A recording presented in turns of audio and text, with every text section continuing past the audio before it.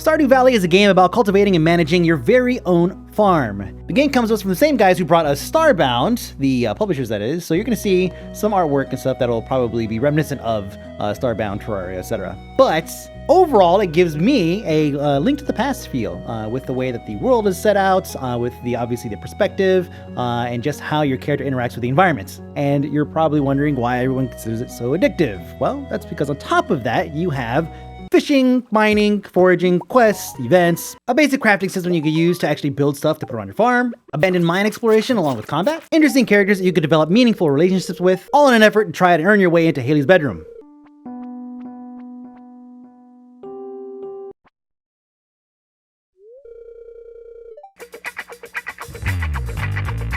But let's go ahead and start at the beginning. You have inherited this farm, and it is a bit overrun. It hasn't been cared for in a while. And your job is to take these tools that are provided to you and just basically start banging away at everything, clear out a nice little spot, and plant your stuff. Now, once you're done with that, then you have all these other things you could do. You have this entire map here to explore, and then some. There's a bus stop here, and I have not actually jumped on it. There's a train that comes through. I have not jumped on that yet. And I'm like 10 hours into the game, so maybe I'm doing things out of order, but it definitely seems like there's plenty of stuff to do. You can go to town, you can talk to people. Again, you can go to the bulletin board and get a mission if you like. And the missions, they vary. Some of them are, go to the cave or the mines and fight your way through there to get a certain level and kill a certain number of things. You have to earn allegiances with the Adventurers Guild or whatever. Like, there's all of this crap to do in the game outside of your farm. You're done with your farming shit by like 9 o'clock in the morning. The only thing you really have to manage is your energy, and that's pretty much it. So when you go in the mines and you're duking it out in there, obviously you have to manage your health, but your energy is what dictates how many actions you could take. As you can see, I'm sitting here swinging, and you can see my energy is going down. Now, obviously, you could eat, you go fishing, you grab some food, you go to the store and you can buy some stuff. You can pick up a can of soda out of a trash can if you want to and drink that. So there's all these different ways to get energy and to keep yourself going. The act of going through and taking care of your farm usually will only consume a certain amount. Then after that, you either build in some automation to take care of some of the actual watering and the caretaking for you, or you could just pick a couple crops for yourself and just eat them and use that to sustain yourself throughout the day. Now, at the end of every day when you go to sleep, it's going to tally up all of your earnings for that day, and it'll also calculate your experience, and it'll tell you if you've leveled up, and you'll get certain perks. Some of them are pretty significant, some of them are not. And the next day, you basically start all over again. And this is also when the game saves, so if you mess up and you need to like panic a little bit, you can Alt F4, and you can basically go back to the beginning of that day if you need to.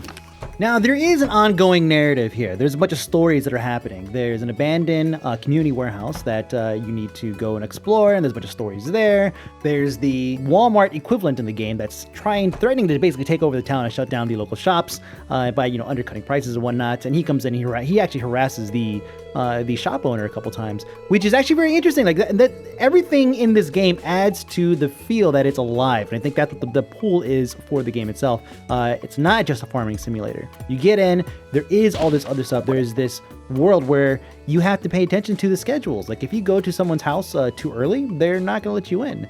If you go to like the bar is always open from like 12 p.m. or 12 or 1 p.m.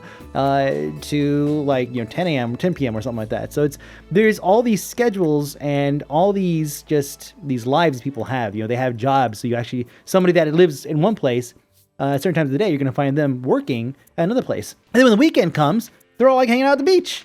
Like there's just all of this life that they put in this fucking game, and that is why everybody's hooked on it. So now you're several hours into the game, and you have a routine going. You wake up, you take care of your crops, you go to town, you sell some, you buy some seeds, right? You're just kind of going through your daily, right? You're gonna go and you're gonna give a gift to as many people as possible because things don't work out with Haley. I gotta have backups, right? And everything is great, and you go to sleep.